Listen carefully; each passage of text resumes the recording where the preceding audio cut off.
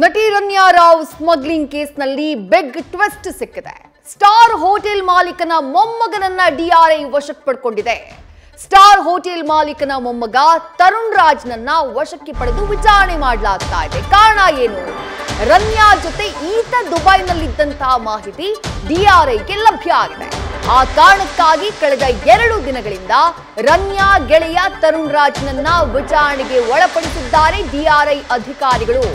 Directorate of revenue intelligence ಈ ಪ್ರಕರಣದ ತನಿಖೆ ನಡೆಸ್ತಾ ಇರುವಂತಹ ತನಿಖಾ ಸಂಸ್ಥೆ. ರನ್ಯಾ ಜೊತೆಗೆ ರನ್ಯಾಳ ಸ್ನೇಹಿತ ತರುಣ್ ರಾಜ್ ಪ್ರತಿಷ್ಠಿತ ಹೋಟೆಲ್ ಒಂದರ ನಿರ್ದೇಶಕನ ಮೊಮ್ಮಗ ಈತ. ದುಬೈನಲ್ಲಿ ರನ್ಯಾ ಜೊತೆಗೆ ಈತ ಇದ್ದ ಅನ್ನುವಂತಹ ಮಾಹಿತಿ ಲಭ್ಯವಾದಂತಹ ಬೆನ್ನಲ್ಲೇ ಆತನನ್ನ ಕೂಡ ವಶಕ್ಕೆ ಪಡೆದು ವಿಚಾರಣೆ ಮಾಡುವಂತಹ ಕೆಲಸವನ್ನ ಡಿಆರ್ಐ ಅಧಿಕಾರಿಗಳು ಮಾಡ್ತಿದ್ದಾರೆ. ಇವತ್ತು ಡಿಆರ್ಐ ತರುಣ್ ರಾಜ್ನನ್ನ ಅರೆಸ್ಟ್ ಮಾಡುವಂತಹ ಸಾಧ್ಯತೆ ಇದೆ ಎನ್ನುವಂತಹ ಮಹತ್ವದ ಮಾಹಿತಿ ಲಭ್ಯವಾಗ್ತಾ ಇದೆ. ರನ್ಯಾ ಗೋಲ್ಡ್ ಸ್ಮಗ್ಲಿಂಗ್ ಪ್ರಕರಣಕ್ಕೆ ಸಂಬಂಧಪಟ್ಟ ಹಾಗೆ ಇಷ್ಟು ದಿನಗಳ ಕಾಲ ಯಾವುದೋ ಒಂದು ಸಿಂಡಿಕೇಟ್ ಆಕೆಯ ಜೊತೆ ವರ್ಕ್ ಮಾಡ್ತಾ ಇದೆ. ಹಲವು ಪ್ರಭಾವಿಗಳ ಕೈವಾಡ ಇರಬಹುದು, ಈ ರೀತಿಯಾದಂತಹ ಅನುಮಾನಗಳಿತ್ತು. ಬಟ್ ಆಕೆಯ ಜೊತೆಗಿದ್ದವ್ರು ಯಾರು, ಆಕೆಗೆ ಹಣ ಸಂದಾಯ ಮಾಡಿದವ್ರು ಯಾರು, ಆಕೆಗೆ ಚಿನ್ನ ಸಂದಾಯ ಮಾಡಿದವ್ರು ಯಾರು, ಯಾವ ಪ್ರಶ್ನೆಗೂ ಕೂಡ ಉತ್ತರ ಸಿಕ್ಕಿರಲಿಲ್ಲ.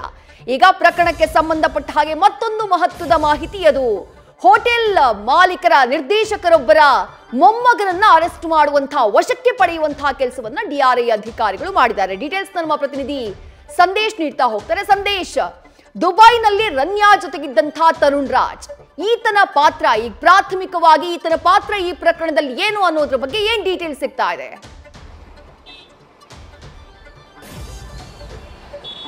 ವಿದ್ಯಾಶ್ರೀ, ಈಗಾಗಲೇ ಪ್ರಕರಣಕ್ಕೆ ಸಂಬಂಧಪಟ್ಟಂತೆ ಡಿಆರ್ಐ ಪರ ವಕೀಲರು ಕೂಡ ಕೋರ್ಟ್ನಲ್ಲಿ ವಾದ ಮಾಡುವಂತ ಸಂದರ್ಭದಲ್ಲೂ ಕೂಡ ಹೇಳಿದ್ರು, ಇದು ರನ್ಯಾ ರಾವ್ ಒಬ್ಬರಿಂದ ಆಗುವಂತ ಕೆಲಸ ಅಲ್ಲ, ಸಾಕಷ್ಟು ದೊಡ್ಡ ಸಿಂಡಿಕೇಟ್ ಇದರಲ್ಲಿ ಇದೆ ಅನ್ನೋ ಒಂದು ಮಾಹಿತಿಯನ್ನ ಕೂಡ ಈಗಾಗಲೇ ಕೋರ್ಟ್ನಲ್ಲಿ ಕೊಟ್ಟಿದ್ರು. ಅದರಂತೆ ಈಗಾಗಲೇ ಡಿಆರ್ಐ ಅಧಿಕಾರಿಗಳು ಕೂಡ ರನ್ಯಾ ರಾವನ್ನ ವಶಕ್ಕೆ ಪಡೆದು ಆಕೆಯನ್ನ ಕೂಡ ಈಗಾಗಲೇ ವಿಚಾರಣೆ ಮಾಡಿದ್ರಿಂದ ವಿಚಾರಣೆ ಸಂದರ್ಭದಲ್ಲಿ ಆಕೆಯ ಮೊಬೈಲ್ನಲ್ಲಿ ಸಿಕ್ಕಂತಹ ಕಾಂಟ್ಯಾಕ್ಟ್ಸ್ಗೆ ಸಂಬಂಧಪಟ್ಟಂತೆ, ಜೊತೆಗೆ ನಿರಂತರವಾಗಿ ಏನು ಆಕೆ ಸಂಪರ್ಕದಲ್ಲಿದ್ರು, ಜೊತೆಗೆ ದುಬೈಗೆ ಯಾರ ಜೊತೆಯಲ್ಲಿ ತೆರಳಿದ್ರು ಅದೆಲ್ಲ ಮಾಹಿತಿಯನ್ನ ಕೂಡ ಕಲೆಕ್ಟ್ ಮಾಡಿದ್ರು. ಆ ಮಾಹಿತಿಯ ಆಧಾರದ ಮೇಲೆ ಖ್ಯಾತ ಅಂದ್ರೆ ಪ್ರತಿಷ್ಠಿತ ಹೋಟೆಲ್ ಮಾಲೀಕನ ಮೊಮ್ಮಗ ತರುಣ್ ರಾಜ್ ಅನ್ನೋರನ್ನ ಈಗ ಡಿಆರ್ಐ ಅಧಿಕಾರಿಗಳು ಕೂಡ ವಶಕ್ಕೆ ಪಡೆದಿದ್ದಾರೆ. ವಶಕ್ಕೆ ಪಡೆದು ಅವರನ್ನ ಕೂಡ ವಿಚಾರಣೆ ಮಾಡಲಾಗ್ತಾ ಇದೆ. ಯಾಕಂದ್ರೆ ರನ್ಯಾ ರಾವ್ ನಿರಂತರವಾಗಿ ತರುಣ್ ರಾಜ್ ಜೊತೆಯಲ್ಲಿ ಸಂಪರ್ಕದಲ್ಲಿದ್ರು ಅನ್ನೋದು ಒಂದಾದ್ರೆ, ಮತ್ತೊಂದು ಕಡೆ ದುಬೈಗೆ ಇವರು ರನ್ಯಾ ರಾವ್ ಅವರು ತರುಣ್ ರಾಜ್ ಜೊತೆಯಲ್ಲಿ ಟ್ರಾವೆಲ್ ಮಾಡಿದ್ರು ಅನ್ನೋ ಮಾಹಿತಿಗಳು ಕೂಡ ಈಗಾಗಲೇ ಲಭ್ಯವಾಗಿದೆ. ಅದಕ್ಕೆ ಸಂಬಂಧಪಟ್ಟಂತಹ ಸಾಕ್ಷ್ಯಾಧಾರಗಳು ಕೂಡ ಈಗಾಗಲೇ ಲಭ್ಯವಾಗಿರೋದ್ರಿಂದ ಈಗ ಸದ್ಯ ಆ ಒಂದು ಮಾಹಿತಿಯ ಆಧಾರದ ಮೇಲೆ ಅಥವಾ ಆ ಎವಿಡೆನ್ಸ್ ನ ಆಧಾರದ ಮೇಲೆ ಈಗ ತರುಣ್ ರಾಜನ್ನ ವಶಕ್ಕೆ ಪಡೆದು ವಿಚಾರಣೆಯನ್ನ ಡಿಆರ್ಐ ಅಧಿಕಾರಿಗಳು ಕೂಡ ಈಗಾಗಲೇ ಮಾಡ್ತಾ ಇದ್ದಾರೆ. ಏನು ಡಿಆರ್ಐ ಅಧಿಕಾರಿಗಳ ವಿಚಾರಣೆ ಸಂದರ್ಭದಲ್ಲೂ ಕೂಡ ತರುಣ್ ರಾಜ್, ನನಗೆ ರನ್ಯಾ ರಾವ್ ಸಾಕಷ್ಟು ವರ್ಷಗಳಿಂದ ಪರಿಚಯ, ಜೊತೆಗೆ ದುಬೈನಲ್ಲಿ ನಾವು ಜೊತೆಯಲ್ಲಿ ಇದ್ವಿ ಅನ್ನೋ ಒಂದು ಮಾಹಿತಿಯನ್ನ ಕೂಡ ಕೊಟ್ಟಿದ್ದಾರೆ. ಜೊತೆಗೆ ಈ ಗೋಲ್ಡ್ ಸ್ಮಗ್ಲಿಂಗ್ ಅಲ್ಲೂ ಕೂಡ ತರುಣ್ ರಾಜ್ ಇನ್ವಾಲ್ವ್ಮೆಂಟ್ಗೆ ಸಂಬಂಧಪಟ್ಟಂತೆ ಅಥವಾ ಆ ಒಂದು ಸ್ಮಗಲ್ ಗೋಲ್ಡ್ ಏನಿದೆ ಅದನ್ನ ವೈಟ್ ಮಾಡೋದ್ರಲ್ಲಿ ಎಲ್ಲೋ ಒಂದು ಕಡೆ ತರುಣ್ ರಾಜ್ ಇನ್ವಾಲ್ವ್ ಆಗಿದ್ರು ಅನ್ನೋದಕ್ಕೆ ಸಂಬಂಧಪಟ್ಟಂತೆ ಈಗಾಗಲೇ ಸಾಕ್ಷ್ಯಾಧಾರಗಳು ಕೂಡ ಲಭ್ಯವಾಗಿದೆ. ಆ ಒಂದು ಸಾಕ್ಷ್ಯಗಳನ್ನ ಇಟ್ಕೊಂಡು ಅವರ ಫಿಸಿಕಲ್ ಅಪಿಯರೆನ್ಸ್ ಅಲ್ಲೇ ಈಗಾಗಲೇ ವಿಚಾರಣೆಯನ್ನ ಮಾಡಲಾಗ್ತಾ ಇದೆ. ಬಹುತೇಕ ಅವರನ್ನ ಅರೆಸ್ಟ್ ಮಾಡುವಂತ ಸಾಧ್ಯತೆಗಳು ಕೂಡ ದಟ್ಟವಾಗಿದೆ ಅನ್ನೋದು ಡಿಆರ್ಐ ಮೂಲಗಳಿಂದ ಮಾಹಿತಿಗಳು ಲಭ್ಯವಾಗ್ತಾ ಇದೆ. ವಿದ್ಯಾಶ್ರೀ, ಸಂದೇಶ್, ರನ್ಯಾ ಗೋಲ್ಡ್ ಸ್ಮಗ್ಲಿಂಗ್ ಪ್ರಕರಣಕ್ಕೆ ಸಂಬಂಧಪಟ್ಟ ಹಾಗೆ ಈ ಪ್ರಕರಣದಲ್ಲಿ ಇದುವರೆಗೂ ಬೇರೆ ಯಾರ ಹೆಸರು ಕೂಡ ನೇರವಾಗಿ ಕೇಳಿ ಬಂದಿರಲಿಲ್ಲ.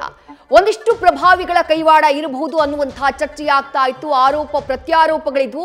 ಆದ್ರೆ ಈಗ ಡಿಆರ್ಐ ನೇರವಾಗಿ ತರುಣ್ ರಾಜ್ನನ್ನ ವಶಕ್ಕೆ ಪಡೆದಿರೋದ್ರಿಂದ, ಆತನನ್ನ ಅರೆಸ್ಟ್ ಕೂಡ ಮಾಡುವಂತಹ ಸಾಧ್ಯತೆ ಇರೋದ್ರಿಂದ ಮುಂದಿನ ಹಂತದಲ್ಲಿ ಪ್ರಕರಣದಲ್ಲಿ ಯಾರ್ಯಾರ ಕೈವಾಡ ಇದೆ ಅನ್ನುವುದು ಬಹಳ ಶೀಘ್ರದಲ್ಲಿ ಹೊರಬರುವಂತಹ ಸಾಧ್ಯತೆ ಇದೆಯಾ ಅಂತ ಹೇಳಿ?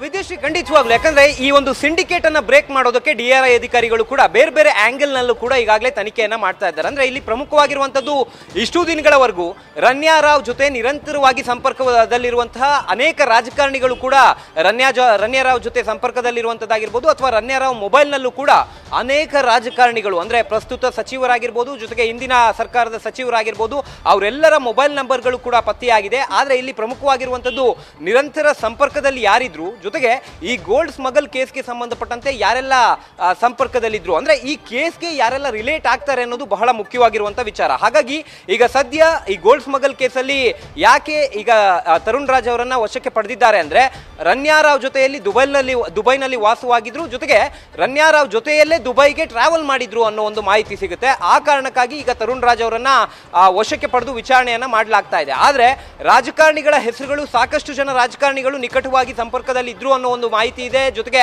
ರನ್ಯಾರಾವ್ ಅವರ ಸಾಕಷ್ಟು ಮದುವೆ ಸಮಾರಂಭಗಳಲ್ಲೂ ಕೂಡ ಭಾಗಿಯಾಗಿದ್ರು. ಆದ್ರೆ ಈ ಗೋಲ್ಡ್ ಸ್ಮಗಲ್ ಕೇಸಲ್ಲಿ ಅವರ ಇನ್ವಾಲ್ವ್ಮೆಂಟ್ ಏನು ಅನ್ನೋದನ್ನ ಬ್ರೇಕ್ ಮಾಡುವಂತ ಕೆಲಸವನ್ನ ಮಾಡಬೇಕಾಗುತ್ತೆ. ಹಾಗಾಗಿ ಹಂತ ಹಂತವಾಗಿ ಈ ಒಂದು ಸಿಂಡಿಕೇಟ್ ಅನ್ನ ಬ್ರೇಕ್ ಮಾಡುವಂತ ಕೆಲಸವನ್ನ ಕೂಡ ಮಾಡಲಾಗ್ತಾ ಇದೆ. ಯಾಕಂದ್ರೆ ಇಷ್ಟು ದೊಡ್ಡ ಪ್ರಮಾಣದ ಗೋಲ್ಡ್ ಸ್ಮಗಲ್ ಅನ್ನ ಮಾಡಬೇಕು ಅಂದ್ರೆ ರನ್ಯಾರಾವ್ ಒಬ್ಬರ ಕೈಯಲ್ಲೇ ಆಗೋದಿಲ್ಲ. ಇದು ದೊಡ್ಡ ಮಟ್ಟದ ಸಿಂಡಿಕೇಟ್ ಇದೆ ಅನ್ನೋದು ಕೂಡ ಗೊತ್ತಾಗಿರೋದ್ರಿಂದ ಈಗ ಪ್ರಮುಖವಾಗಿರುವಂತದ್ದು DRI ಅಧಿಕಾರಿಗಳು ಈ ಸಿಂಡಿಕೇಟ್ ಅನ್ನ ಬ್ರೇಕ್ ಮಾಡುವಂತ ಕೆಲಸವನ್ನ ಒಂದು ಕಡೆ ಮಾಡ್ತಾ ಇದ್ರೆ, ಮತ್ತೊಂದು ಕಡೆ ಸಿಬಿಐನ SCD ವಿಂಗ್ ಏನಿದೆ ಅಂದ್ರೆ ಸ್ಪೆಷಲ್ ಕ್ರೈಮ್ ಡಿವಿಷನ್ ಅವರು ಕೂಡ ಈಗಾಗಲೇ ವರ್ಕೌಟ್ ಮಾಡ್ತಾ ಇದ್ದಾರೆ. ಅವರು ಕೂಡ ಪ್ಯೂರ್ಲಿ ಅವರು ಯಾವ ಸೀನಿಯರ್ ಅಫಿಷಿಯಲ್ಸ್ ಅಂದ್ರೆ ಕಸ್ಟಮ್ಸ್ನ ಸೀನಿಯರ್ ಅಫಿಷಿಯಲ್ಸ್ ಆಗಿರ್ಬೋದು ಅಥವಾ ಪೊಲೀಸ್ ಸಿಬ್ಬಂದಿಗಳು, ಏರ್ಪೋರ್ಟ್ನ ಪೊಲೀಸ್ ಸಿಬ್ಬಂದಿಗಳು ಯಾರೆಲ್ಲ ರನ್ಯಾರಾವ್ ಜೊತೆ ಲಿಂಕ್ ನಲ್ಲಿ ಇದ್ರು, ಜೊತೆಗೆ ಈ ಗೋಲ್ಡ್ ಸ್ಮಗ್ಲಿಂಗ್ಗೆ ಯಾರೆಲ್ಲ ಹೆಲ್ಪ್ ಮಾಡಿದ್ರು ಅದನ್ನ ಬ್ರೇಕ್ ಮಾಡೋದಕ್ಕೆ ಈಗ CBI ಕೂಡ ಮುಂದಾಗಿರುವಂತದ್ದು. ವಿದೇಶಿ ನ್ಯೂಸ್ ಫಸ್ಟ್ ನಿರ್ಭೀತಿಯಿಂದ ನಿಮ್ಮ ಪರವಾಗಿ.